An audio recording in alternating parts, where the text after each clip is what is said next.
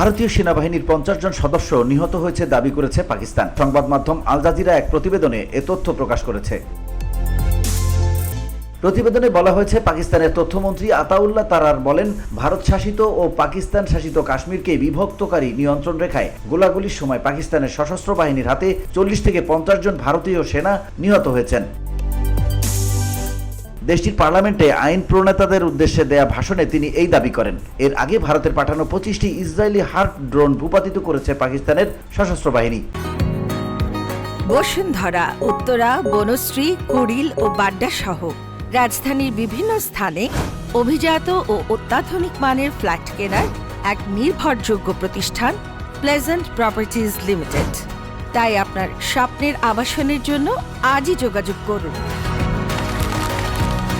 Pleasant Properties Limited, where destiny matches eventually. দেশটির ISPR জানায়, পাকিস্তানের সশস্ত্র বাহিনী তাদের সফট কিল এবং হার্ড কিল দক্ষতা সম্পূর্ণরূপে ব্যবহার করে ভারত কর্তৃক পাঠানো 25টি ইসরায়েলের তৈরি হার্ট ড্রোন গুলি করে নামিয়েছে। বিবৃতিতে আরও বলা হয়, 6 মে পাকিস্তানের পাল্টা বিমান হামলায় ভারতের 5টি আধুনিক যুদ্ধবিমান, একাধিক ড্রোন ধ্বংস এবং সেনা হতাহতের ঘটনায় ভারত ভীত ও আতঙ্কিত হয়ে এসব ড্রোন হামলার আশ্রয় নেয়। VOD Bangla news desk.